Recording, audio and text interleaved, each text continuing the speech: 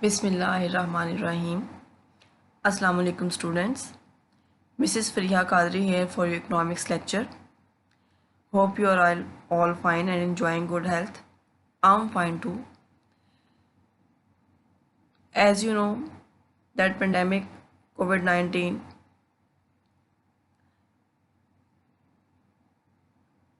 we are suffering a lot due to the pandemic COVID-19, and it is better for all of us to strictly follow the SOPs. This is for our safety, and this is much more important to take care of ourselves and our loved one. अगर हम अपने तौर पे एहतियात नहीं करेंगे तो कोई भी हमें प्रोटेक्शन नहीं दे सकेगा। ये बहुत इम्पॉर्टेंट है कि हम अपनी सेहत के साथ साथ अपने घर वालों की सेहत का और अपने इर्द गिर्द रहने वालों की भी सेहत का ख्याल रखें, और ये सिर्फ इसी सूरत में मुमकिन है जब हम ज़्यादा से ज़्यादा एहतियाती तदाबीर पर अमल करें और अपने इर्द गिर्द रहने वालों को भी इसके बारे में मालूमात फ़राहम करें।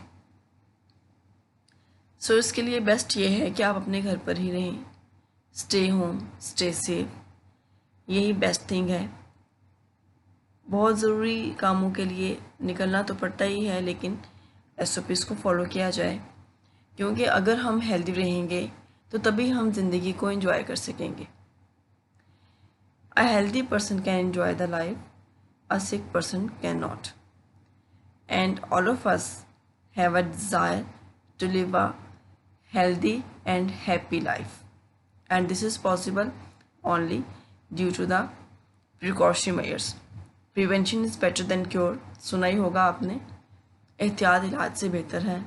It's far better कि क्यों ना हम उन तमाम SOPs को, उन तमाम एहतियाती तदाबीर को फॉलो करें जो कि हमें हुकूमत की तरफ से या हमें डॉक्टर्स की तरफ से दी जा रही हैं। कोरोना हॉलीडेज़ बहुत लॉन्ग हॉलीडेज़ हो गए हैं, and everyone is getting tired to stay at home. There is no outdoor activities, there is no chill. आप भी बहुत बोर हो गए हैं और एज वेल हम भी बहुत ज़्यादा इस रेगुलर एक रूटीन से उकता गए हैं। तो इस सिलसिले में ये एक बहुत अच्छा सिलसिला स्टार्ट हुआ है ऑनलाइन क्लासेस का। बहुत अच्छा लग रहा है, ये एक न्यू एक्सपीरियंस है आपके लिए भी और मेरे लिए भी। पहले हम face to face lecture deliver करते हैं, फिज़िकल अपेयर्ड होते हैं, लेकिन चूँकि अब हमें सोशल डिस्टेंसिंग को फॉलो करना है और तमाम एजुकेशन इंस्टीट्यूशंस अभी क्लोज़ हैं ड्यू टू पेंडेमिक कोविड-19, तो अभी हम इस कंडीशन में नहीं हैं कि हम फ़िज़िकल लेक्चर डिलीवर कर सकें। ये एक बहुत अच्छा वे है आप लोगों को थोड़ा सा इंगेज रखने का, और साथ साथ हम लोगों के लिए भी एक ये बड़ी हेल्दी एक्टिविटी है कि हम एक जो हाउस होल्ड एक्टिविटीज़ हैं उनसे हट कर हम दोबारा से अपने प्रोफेशन की तरफ आ रहे हैं और हम दोबारा से उसी सारे सेटअप में इन हो रहे हैं, सेट हो रहे हैं, और ये हमें भी बहुत एक अच्छी एक गुड फीलिंग डेवलप हो रही है कि बड़े अरसे बाद आप लोगों के साथ जो एक किताबी सिलसिला जुड़ रहा है वो बहुत अच्छा लग रहा है। उम्मीद है आप लोगों को भी बहुत अच्छा लगेगा। तो आपकी इकनॉमिक्स की क्लास मैं ही लिया करूँगी, और जब तक कि कॉलेजेस ओपन नहीं हो जाते और जैसे कि इंस्ट्रक्शंस जैसे हमें दी जा रही हैं उन इंस्ट्रक्शंस को फॉलो करते हुए इंशाल्लाह आप सेकेंड ईयर के लेक्चर्स मेरे साथ ही लेते रहेंगे।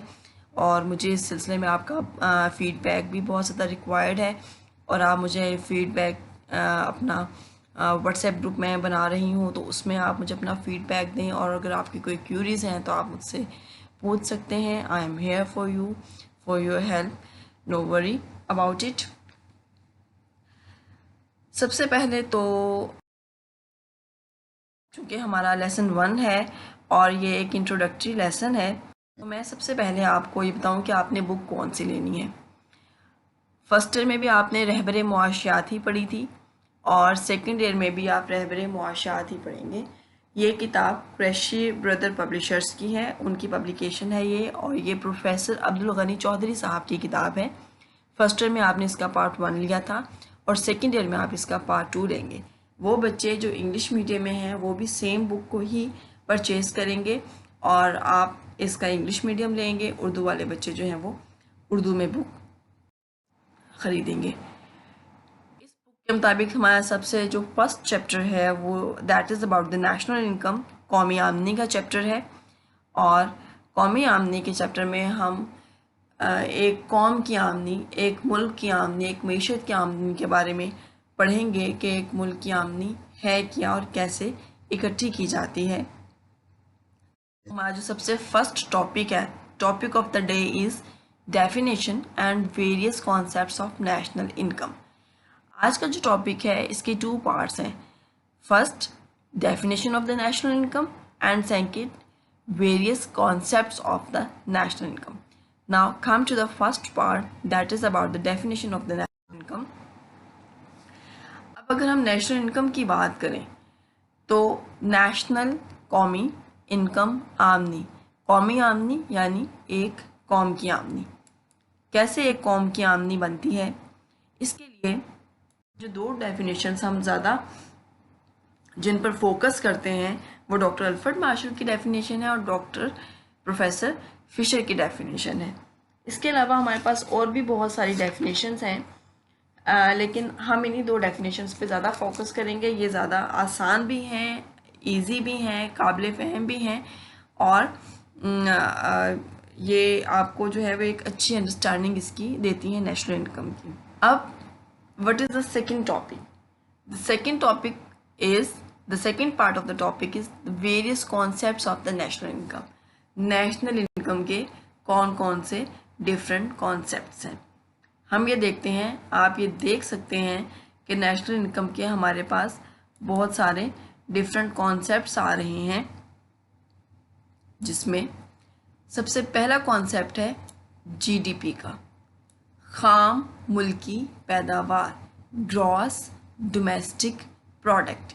खाम मुल्की पैदावार क्या है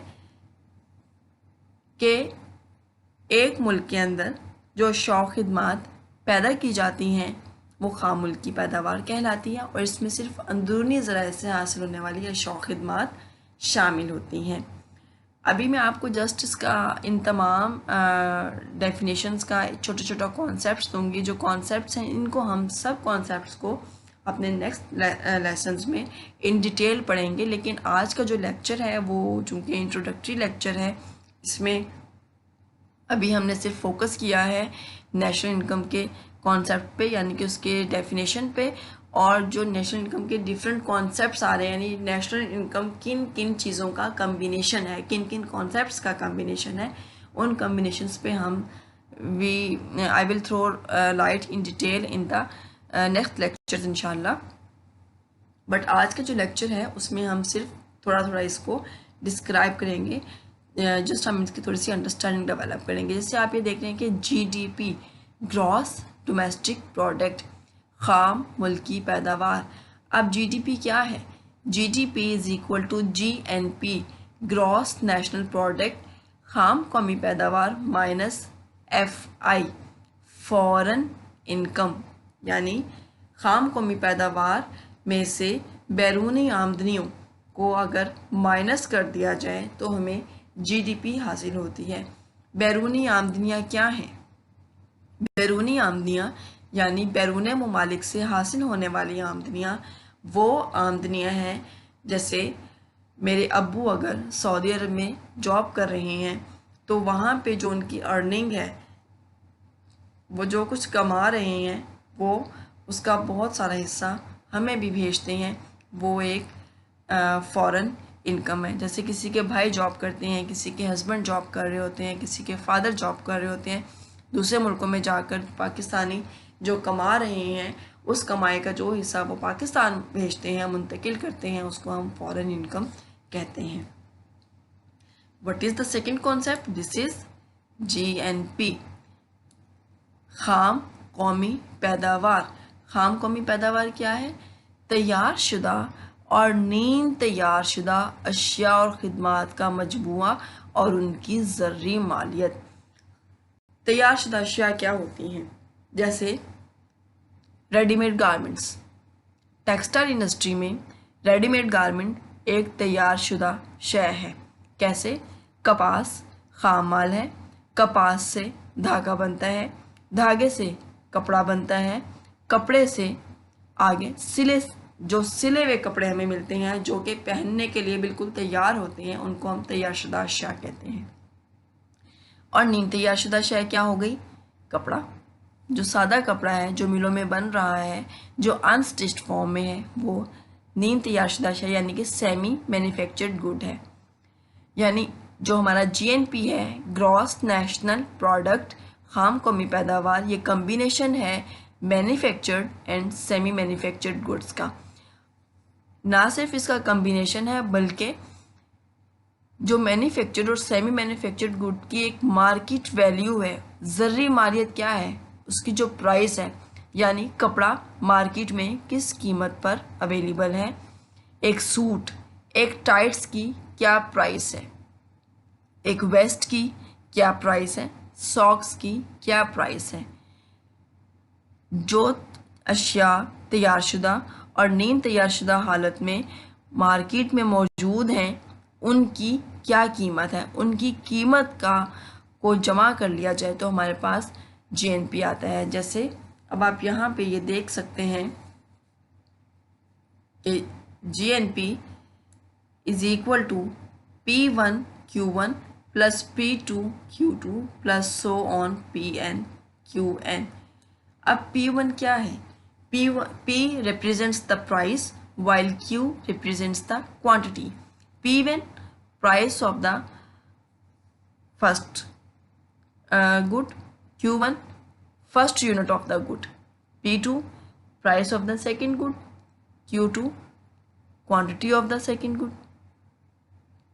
यानी इस तरह से हम इसको लेकर चलते जाएंगे। लाइक आप इस पे ये सपोज कर लें कि मेरे पास बाल पॉइंट्स हैं, मुझे एक बाल पॉइंट्स परचेज़ करनी है, तो पहली बाल पॉइंट की कीमत क्या है और मैं एक बाल पॉइंट ले रही हूँ, फिर दूसरी बाल पॉइंट की कीमत जमा हो जाएगी और दूसरी बाल पॉइंट जमा हो जाएगी। इसी तरह से मैं तमाम बाल पॉइंट्स को इकट्ठा करती जाऊँगी, उनकी प्राइसेस को भी और उनकी क्वांटिटी को भी।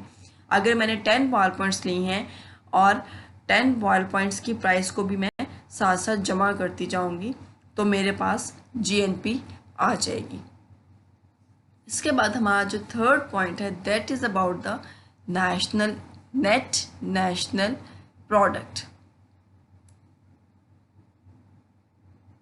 NNP, नेट नेशनल प्रोडक्ट, खालिस कौमी पैदावार। आलात सरमाया और मशीनरी की मुरम्मत के सिलसिला में होने वाले तमाम अखराजात को अगर खाम कौमी पैदावार में से निकाल दिया जाए तो हमारे पास क्या आता है? Net national product, NNP। जैसे आप इक्वेशन में देख सकते हैं NNP is equal to GNP minus DA। What is GNP? Gross national product, जो प्रीवियस कॉन्सेप्ट था, minus DA depreciation allowance. What is the depreciation allowance? शिकस्त व रेख्त के अखराजात।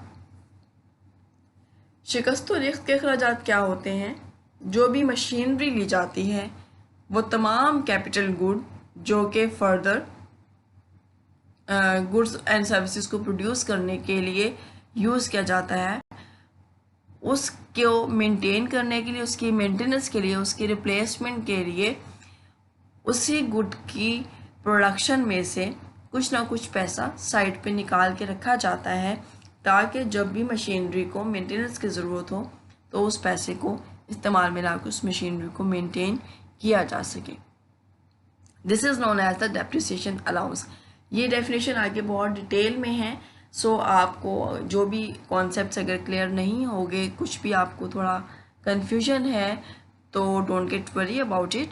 अभी ये जस्ट एक इंट्रोडक्टरी लेवल पे हम हैं और नेक्स्ट लेक्चर्स में आप हर कॉन्सेप्ट की एक कंप्लीट डिटेल पढ़ेंगे और उसमें जितने भी डिफरेंट छोटे छोटे कॉन्सेप्ट्स आ रहे हैं आप उन तमाम को इन डिटेल पढ़ेंगे तो आपके कॉन्सेप्ट्स इंशाल्लाह क्रिस्टल क्लियर हो जाएंगे. Now come to the fourth concept, and this is about the NI, national income. National income. NI stands for national income यानी कि कौमी आमदनी. NI is equal to NNP minus IT plus S, where NNP net national product minus IT, I for indirect, T for taxes. Indirect taxes यानी NNP में से indirect taxes को minus कर दिया जाए. इनडायरेक्ट टैक्सेस क्या होते हैं? इनडायरेक्ट टैक्सेस वो होते हैं जो लगाए तो किसी और पर जाते हैं लेकिन वो पे कोई और शख्स करता है. जैसे इसकी जो बेस्ट एग्जांपल है that is about the general sales tax. जो GST है, हम कोई भी प्रोडक्ट परचेज करते हैं उसके ऊपर लिखा होता है प्लस GST. 2 रुपये GST लगा हुआ है या 4 रुपये लगा हुआ है या 10 रुपये GST लगा हुआ है. तो एक्चुअली ये जो GST है ये लगाया प्रोड्यूसर पे जाता है लेकिन प्रोड्यूसर इस GST की अमाउंट को प्राइस में ऐड कर देता है और इस GST का सारा बर्डन वो कंज्यूमर पर शिफ्ट कर देता है. यानी ये GST हमारी ही पॉकेट से निकाला जाता है. हम यानी कंज्यूमर्स ही GST को पे कर रहे होते हैं, हालांकि वो हमारे ऊपर नहीं लगाया गया, हम पर टैक्स वो वाला इम्पोज नहीं किया गया, वो टैक्स प्रोड्यूसर पे लगाया गया है. लेकिन प्रोड्यूसर उसका सारा बर्डन हमारे ऊपर शिफ्ट कर देता है और उसको प्राइस में ऐड कर देता है. तो जब हम उसकी वो फुल प्राइस पे करते हैं तो हम GST भी पे कर देते हैं और फिर प्रोड्यूसर जो है वो गवर्नमेंट को GST पे कर देता है. लेकिन वो अपनी पॉकेट से पे नहीं कर रहा होता बल्कि वो GST हमारी पॉकेट से ही निकाल रहा होता है. यानी ये वो वाले टैक्सेस होते हैं जो एक शख्स पे लगाए जाते हैं लेकिन वो उसे खुद पे नहीं करता बल्कि उसका बर्डन किसी दूसरे शख्स पे शिफ्ट कर देता है. प्लस S यानी कि सब्सिडीज़. या सब्सिडीज़ क्या होती हैं? सब्सिडीज़ या आने क्या होते हैं कि गवर्नमेंट जो है वो किसी चीज़ की सेल को प्रमोट करने के लिए प्रोड्यूसर्स को कुछ रिलैक्सेशन दे देती है. यानी उनको टैक्सेस में रिलैक्सेशन देती है या कोटास को बढ़ा दिया जाता है तो वो उनको सब्सिडी दे रही होती है. या क्या होता है, कंज्यूमर्स को सब्सिडी दी जाती है कि कंज्यूमर के लिए वो चीज़ सस्ती कर दी जाती है लेकिन एक्चुअल जो उसकी प्राइस होती है वो ज़्यादा होती है तो गवर्नमेंट जो है वो उसको प्राइस का बाकी हिस्सा खुद से पे कर रही होती है. इस तरह से सब्सिडीज़ जो हैं वो प्रोड्यूसर को भी और कंज्यूमर को भी दी जाती हैं. इसके बाद जो कॉन्सेप्ट आता है वो आता है पर्सनल इनकम, PI, ज़ाती आमदनी या शख्सी आमदनी. ज़ाती आमदनी मेरी आमदनी. अगर आपकी बात की जाए तो चूंकि अभी आप स्टूडेंट हैं तो आप तो अभी अर्निंग हेड नहीं है, लेकिन अगर आप में से जो बच्चे ट्यूशन्स पढ़ाते हैं तो उनके पास जो आमदनी होती है वो उनकी ज़ाती आमदनी होती है. आपके फादर जो सैलरी लेते हैं, आपके भाई जो सैलरी लेते हैं, जो इनकी अर्निंग है वो उनकी ज़ाती आमदनी है. यानी एक शख्स अपनी मेहनत के बदले में जो मुआवजा हासिल करता है वो उसकी ज़ाती आमदनी कहलाती है. हमारे घरों में जो मेड्स होती हैं उनको जो हम पे करते हैं वो किस लिए पे करते हैं? वो हमें सर्व करती हैं, वो हमारे घर का काम करती हैं, उसके बदले में यानी वो मेहनत कर रही होती हैं, कोशिश कर रही होती हैं, उसके बदले में उनको मुआवजा मिलता है जो कि उनकी ज़ाती आमदनी कहलाता है. और इस ज़ाती आमदनी में टैक्सेस शामिल होते हैं. लेकिन ये जो टैक्सेस वाली बात है ये इम्प्लीमेंट होती है एक पर्टिकुलर लेवल पे आके. जैसे मैं एक गवर्नमेंट सर्वेंट हूँ, जैसे अगर आपके फादर या आपके भाई वगैरह किसी प्राइवेट फर्म में जॉब करते हैं तो उन पे भी कुछ थोड़े बहुत टैक्सेस लगे होंगे, उनकी सैलरी में एडअप होते हैं. और चूँकि मैं एक गवर्नमेंट सर्वेंट हूँ तो मेरी सैलरी में भी काफ़ी ज़्यादा टैक्सेस जो है वो मेरी सैलरी पर भी इनकम टैक्स लगा हुआ होता है. तो वो इनकम टैक्स जो है वो मेरी उस सैलरी के अंदर शामिल होता है, उसका पार्ट होता है और वो हमें बताया जाता है कि हमने इतना इनकम टैक्स पर मंथ पे किया है. DI disposable income. DI disposable income क्या है?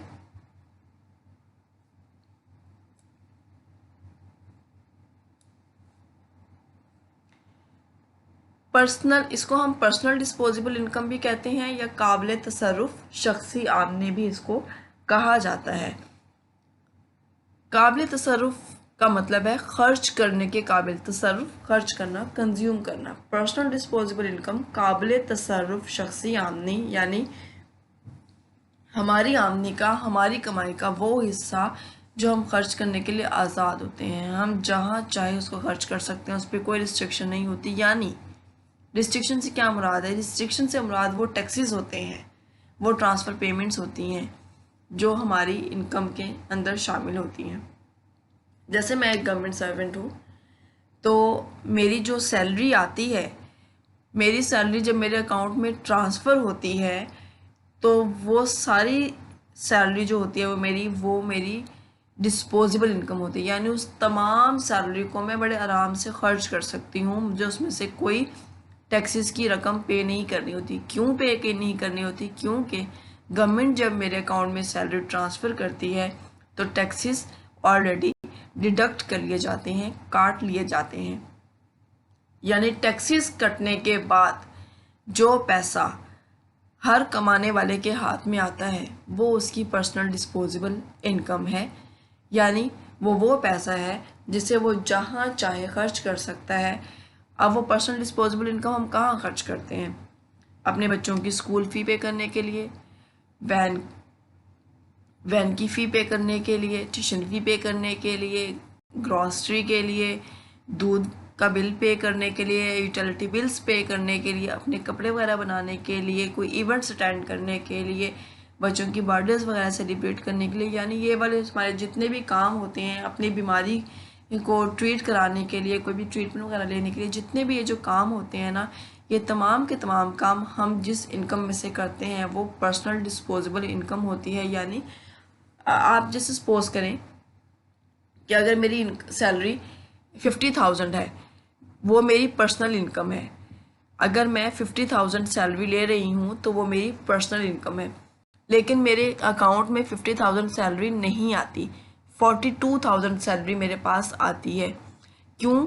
क्योंकि 8,000 के करीब जो अमाउंट है उसमें वो डिफरेंट डिडक्शंस में चली जाती है, जिसमें इनकम टैक्स भी शामिल होता है, जिसमें जीपी फंड भी शामिल है, जिसमें बेनोवलेंट फंड भी शामिल है। यानी इस किस्म की डिडक्शंस के लिए 8,000 की अमाउंट जो है वो डिडक्ट कर ली जाती है और मेरे अकाउंट में 42,000 ट्रांसफ़र होते हैं।